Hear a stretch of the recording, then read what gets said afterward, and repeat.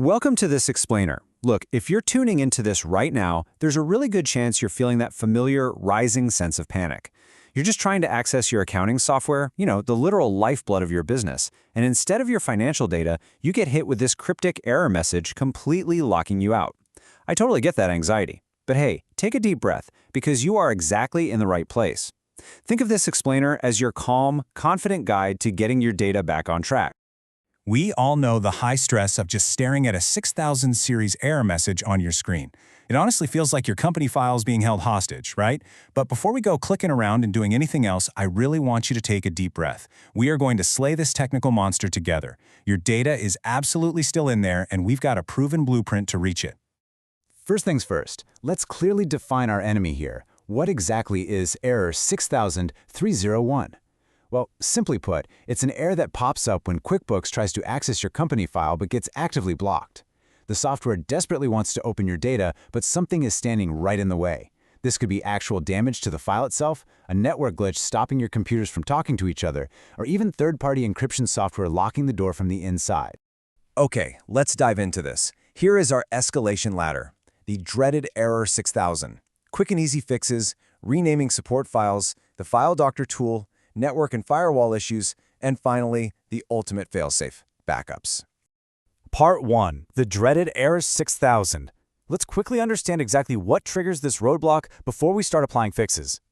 Part 2. Quick and easy fixes. We're going to hand you the quickest tools first to see if we can resolve this without getting overly technical. We're going to kick things off by applying the basic trinity of IT troubleshooting. First up, update QuickBooks to the latest release. Always a good starting point. Second, completely close out your programs and restart both your computer and your server. A fresh reboot solves way more problems than you might think. Finally, verify your file path. When you're logged into QuickBooks, you can just press the F2 key to open up the product information screen. Look right under File Information to verify your company file's exact location, just to ensure it's actually sitting in the correct folder. Now, if the file is exactly where it should be, but you still can't open it, the issue might actually be your permissions. Sometimes Windows or your encryption software just isn't giving QuickBooks the proper VIP authority to read or write the data. So, navigate to your file folder, right-click it, and select Properties. Then pop over to the Security tab and ensure your user account has full read and write access. Oh, and a quick heads up, Intuit actually advises against using third-party encryption software on your company files. So if you are using it, try temporarily disabling it following your vendor's instructions. Moving right along to Part 3, renaming support files. Let's see how this builds as we escalate our troubleshooting. I really like to use the vault and keys analogy for this one. Imagine your main company file. The .qbw file is a massive, secure vault. But to open that vault, QuickBooks needs a specific set of keycards. Those keycards are your support files, the transaction log, the .tlg file, the network descriptor, the .nd file, and the data source name, the .dsn file. Basically, if any of these keycards get scratched or damaged, that vault is absolutely not opening for you. And this brilliantly illustrates our next fix. The simplest way to handle those damaged keycards isn't to delete them entirely. You just rename them. Open up the folder containing your company file and find the files with those exact same names but ending in .tlg, .nd, or .dsn. Right-click, select Rename, and literally just type the word .old at the very end of them. Why do we do this? Because simply renaming a scratched keycard to .old forces QuickBooks to automatically forge a brand new, pristine set of working keys the very next time you try to open the file. It's like magic.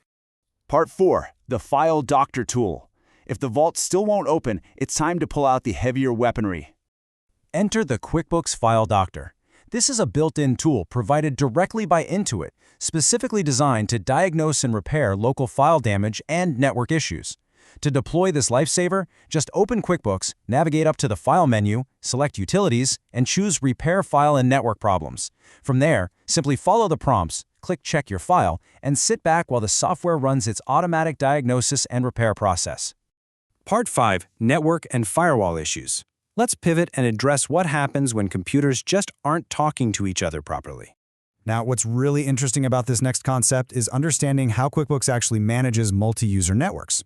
QuickBooks determines which database server to communicate with using that tiny little .nd file we mentioned just a minute ago. If hosting mode is turned off, QuickBooks runs as a normal process and simply does not support multi-user access. To access files over a network, a server actually has to be running in a hosting mode, something like hosting local files only or hosting local and remote files. This uses TCP/IP to communicate with QuickBooks on a server. If this communication channel gets blocked, bam, you're going to see a 6000 series error. So, if you suspect you're dealing with network dropouts, we can gently introduce the command prompt and the ipconfig tool to verify your computer's TCP/IP configuration. Just hit the Windows Start button, search for CMD, and type ipconfig. This lets you check if Windows can actually produce an IP address and ensures you have basic network connectivity. It's a quick way to see if your network is alive and kicking. Furthermore, your firewall might literally be the bouncer actively blocking QuickBooks from accessing the internet or your local network. You have to ensure that specific background services like QBCF Monitor Service and QBDB-MGRN are actually running and not being blocked. Depending on your version, you might even need to manually configure your firewall to explicitly allow traffic through some highly specific ports. We're talking port 80, 8019, and ranges from 56725 through 56728 and 55363 through 55382. If your firewall is slamming the door on these specific ports, QuickBooks is never going to open that file. Part 6. The ultimate failsafe, backups. Sometimes the damage or network restrictions are just too severe, and it's time to deploy the escape pod. So the really crucial point here is knowing when to step back from troubleshooting a stubbornly broken file and rely on your safety net.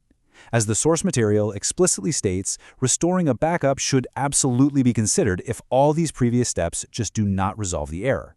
It's your guaranteed way to recover your company file back to a known working state. Thankfully, the restoration sequence is beautifully straightforward. You're basically taking your compressed backup file, that .qbb file, and having QuickBooks convert it completely back into a working .qbw company file. Just go up to the File menu, select Open and Restore Company, choose Restore Backup Copy, and then Local Backup. From there, browse for your .qbb file and select a completely fresh folder to save your newly restored file into. But hold on. There is a critical warning here that we absolutely must emphasize.